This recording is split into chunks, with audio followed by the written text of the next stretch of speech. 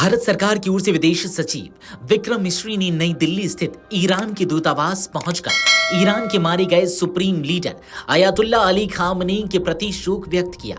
इस दौरान उन्होंने दूतावास में रखी शोक पुस्तिका पर हस्ताक्षर कर अपनी संवेदनाएं दर्ज की।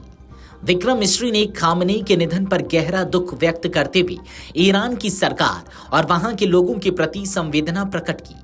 भारत ने इस कठिन समय में ईरान के साथ एकजुटता और सहानुभूति व्यक्त की है। इसके साथ विदेश सचिव विक्रम मिश्री ने ईरान के राजनयिक प्रतिनिधियों से मुलाकात कर भारत की ओर से शोक संदेश दर्ज कराया।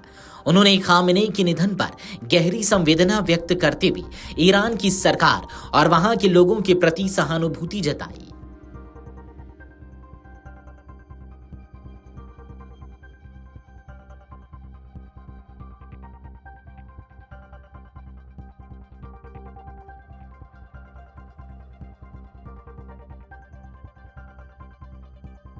भारत लंबे समय से ईरान के साथ कूटनीतिक और आर्थिक संबंध बनाए हुए है।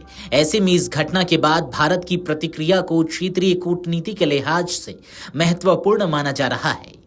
इस पूरे घटनाक्रम के बीच प्रधानमंत्री नरेंद्र मोदी ने भी क्षेत्र में शांति की अपील की है। उन्होंने कहा कि किसी भी समस्या का समाधान केवल सैन्य टकराव से नहीं हो सकता। प्रधानमंत्री ने कहा कि भारत संवाद और कूटनीति के रास्ते को ही स्थायी समाधान मानता है। उनका कहना है कि पश्चिम एशिया में बढ़ता तनाव पूरे विश्व के लिए चिंता का विषय है और जल्द से जल्द संघर्ष समाप्त होना चाहिए। भारत ने इस संकट के बीच संतुलित और सावधानी भरा रुख अपनाया है। भारत एक तरफ ईरान के साथ अपने पारंपरिक संबंध बनाए रखना चाहता है, वहीं दूसरी ओर वैश्विक शांति और स्थिरता की भी बात कर रहा है। विशेषज्ञों का मानना है कि भारत की यह नीति क्षेत्रीय संतुलन बनाए रखने और अपने रणनीतिक हितों की रक्षा करने की दिशा में अहम है। ईरान के supreme leader Ayatollah Ali Khamenei की मौत इस सप्ताह हुए एक हवाई हमले में हुई। इस हमले के बाद पश्चिम एशिया में तनाव तेजी से बढ़ गया है। हमले के लिए अमेरिका और इजराइल की सैन्य कार्रवाई को जिम्मेदार माना जा रहा है। इस घटना के बाद ईरान और उसके सहयोगी देशों में तीखी प्रतिक्रिया देखने को मिली है।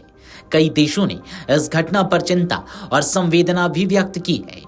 पश्चिम एशिया में पिछले कुछ दिनों से हालात लगातार बिगड़ते जा रहे हैं। अमेरिका और इजराइल द्वारा ईरान में सैन्य अभियान चलाया जा रहा है और दोनों पक्षों के बीच लगातार हमले हो रहे हैं।